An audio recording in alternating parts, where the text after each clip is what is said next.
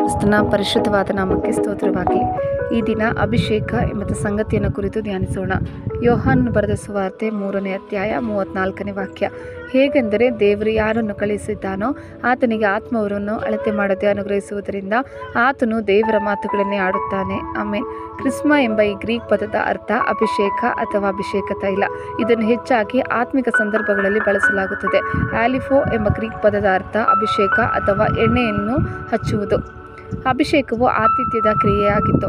ಯಹೂದಿಗಳು ತಮ್ಮ ದೇಹವನ್ನು ಹರ್ಷದಾಯಕ ಅಥವಾ ಚೈತನ್ಯಗೊಳಿಸುವ ಸಾಧನವಾಗಿ ಎಣ್ಣೆಯಿಂದ ಅಭಿಷೇಕಿಸಿಕೊಳ್ಳುವ ಪದ್ಧತಿ ಇತ್ತು. ಇಂದಿನವರೆಗೂ ಅರೇಬಿಯರಲ್ಲಿ ಈ ಪದ್ಧತಿ ಮುಂದುವರೆದಿದೆ.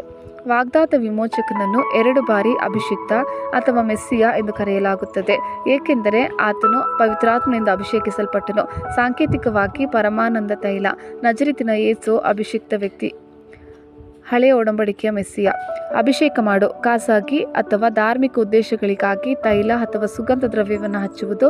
ಅಭಿಷೇಕ ಮೆಸ್ಸಿಯದ ಹಿಬ್ರೂ ಪದವು ಜಾತ್ಯತೀತ ಅರ್ಥಗಳನ್ನು ಹೊಂದಿದೆ. ಉದಾಹರಣೆಗೆ, ಗುರಾಣಿಗೆ ಎಣ್ಣೆಯನ್ನು ಬಳಿಯಿರಿ, ಮನೆಯ ಮೇಲೆ ಎಣ್ಣೆ ಬಳಿಯುವುದು ಅಥವಾ ಉತ್ತಮೋತ್ತಮ ತೈಲಗಳನ್ನು ಹಚ್ಚಿಕೊಳ್ಳುತ್ತಾರೆ. ಮೆಸ್ಸಿಯನ ದೇವತಾಶಾಸ್ತ್ರದ ಅರ್ಥವು 4 ಪಟ್ಟು. ಮೊದಲನೆಯದಾಗಿ, ದೈವಿಕ ಬಳಕೆಗಾಗಿ ಪ್ರತ್ಯೇಕಿಸಲಾದ ವ್ಯಕ್ತಿ ಅಥವಾ ವಸ್ತುವನ್ನು ಅಭಿಷೇಕ ಎಂದು ಹೇಳಲಾಗುತ್ತದೆ. ಸೊಲೊಮೋನ ಇಸ್ರಾಯೇಲಿನ ಆಡಳಿತಗಾರನಾಗಿ ಅಭಿಷೇಕಿಸಲ್ಪಟ್ಟನು. ಈ ಅಭಿಷೇಕವು ಅವನನ್ನು ಜನರಿಗೆ ಜವಾಬ್ದಾರನನ್ನಾಗಿ ಮತ್ತು ಜವಾಬ್ದಾರಿಯುತವಾಗಿ ಮಾಡಿತು. ಅಭಿಷಿಕ್ತ ರಾಜರು ಕೆಲವೊಮ್ಮೆ ತಮ್ಮ ಕಾರ್ಯಗಳಲ್ಲಿ ವಿಫಲರಾಗುತ್ತಾರೆ ಮತ್ತು ಅವರ ಹೊಣೆಗಾರಿಕೆಯನ್ನು ನೆನಪಿಸಿಕೊಳ್ಳುತ್ತಾರೆ. ಎರಡನೆಯದಾಗಿ, ಜನರು ಅಭಿಷೇಕಿಸಿದಾಗ ದೇವರು ತನ್ನ ಕಾರ್ಯಗಳನ್ನು ಸಾಧಿಸಲು ಅವರಿಗೆ ಅಧಿಕಾರ ಕೊಟ್ಟನು. ಮೂರನೆಯದಾಗಿ, ದೇವರ ಅಭಿಷಿಕ್ತರಿಗೆ ಹಾನಿ ಮಾಡಲು ಯಾರಿಗೂ ಅವಕಾಶವಿರಲಿಲ್ಲ. ಅಂತಿಮವಾಗಿ, ಮಾಶಿಯಾಚ್ ಎಂಬ ಪದವು ಮಾಸಾವ್ನಿಂದ ಬಂದಿದೆ. ಇದು ದಾವೀದನ ಮನೆಯಿಂದ ಬರಲಿರುವ ಇಸ್ರಾಯೇಲಿನ ಮೆಸ್ಸಿಯನನ್ನು ಸೂಚಿಸುತ್ತದೆ. ಹೊಸ ಒಡಂಬಡಿಕೆಯಲ್ಲಿ ಕ್ರಿಸ್ತನನ್ನು ಮೆಸ್ಸಿಯ ಎಂದು ಚಿತ್ರಿಸಲಾಗಿದೆ. ಯೇಸು ವಾಗ್ದಾನ ಮಾಡಿದ ವಿಮೋಚಕನಾಗಿದ್ದಾನೆ. ಪವಿತ್ರಾತ್ಮನಿಂದ ಮತ್ತು ಬಲದಿಂದ ಅಭಿಷೇಕಿಸಲ್ಪಟ್ಟಿದ್ದಾನೆ. ಹಿಬ್ರೂ ಭಾಷೆಯಲ್ಲಿ ಅಭಿಷೇಕ ಎಂಬ ಪದವು ಮಸಾವ್ ಮತ್ತು ಗ್ರೀಕ್ ಭಾಷೆಯಲ್ಲಿ ಕ್ರಿಸ್ಮ ಆಗಿದೆ. ಮಸಾವ್ ಅಭಿಷೇಕ ಎಂಬುದಕ್ಕೆ ಹಿಬ್ರೂ ಪದ ಮಸಾ.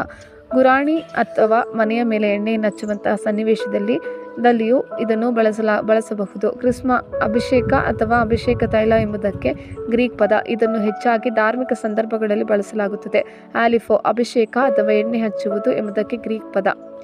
ಅಭಿಷೇಕದ ಕ್ರಿಯೆಯು ಪವಿತ್ರ ಮತ್ತು ಪರಿಶುದ್ಧ ಬಳಕೆಗೆ ಪವಿತ್ರೀಕರಣದ ಮಹತ್ವದ್ದಾಗಿತ್ತು. ಆದ್ದರಿಂದ ಮಹಾಯಾಜಕನ ಅಭಿಷೇಕ ಮತ್ತು ಪವಿತ್ರ ಪಾತ್ರೆ, ಮಹಾಯಾಜಕ ಮತ್ತು ರಾಜನನ್ನು ಹೀಗೆ ಅಭಿಷಿಕ್ತ ಎಂದು ಕರೆಯಲಾಗುತ್ತದೆ. ರಾಜನನ್ನು ಅಭಿಷೇಕಿಸುವುದು ಅವನಿಗೆ ಪಟ್ಟಾಭಿಷೇಕ ಮಾಡುವುದಕ್ಕೆ ಸಮಾನವಾಗಿದೆ. ಪ್ರವಾದಿಗಳು ಸಹ ಅಭಿಷೇಕಿಸಲ್ಪಟ್ಟರು. ಗುರಾಣಿಗೆ ಅಭಿಷೇಕ ಎಂಬ ಅಭಿವ್ಯಕ್ತಿಯು ಗುರಾಣಿಯ ಚರ್ಮದ ಮೇಲೆ ಎಣ್ಣೆಯನ್ನು ಹಚ್ಚುವ ಪದ್ಧತಿಯನ್ನು ಸೂಚಿಸುತ್ತದೆ. ಇದರಿಂದ ಅದು ಯುದ್ಧದಲ್ಲಿ ಬಳಸಲು ಪೂರಕವಾಗಿದೆ ಮತ್ತು ಬಳಸಲು ಯೋಗ್ಯವಾಗಿದೆ.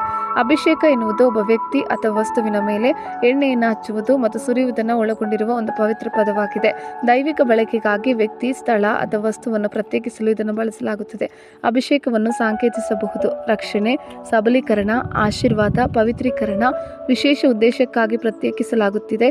ದೈವಿಕ ಅಧಿಕಾರ ಅಥವಾ ಆಶೀರ್ವಾದವನ್ನು ಹೊಂದಿದೆ. ಅಭಿಷೇಕ: ನೀನು ನಿನ್ನ ವಿಷಯದಲ್ಲಿ ನಾನು ಐಶ್ವರ್ಯವಂತನು, ಸಂಪನ್ನನು, ಒಂದರಲ್ಲಿಯೂ ಕೊರತೆಯಿಲ್ಲದವನು ಎಂದು ಹೇಳಿಕೊಳ್ಳುತ್ತೆ.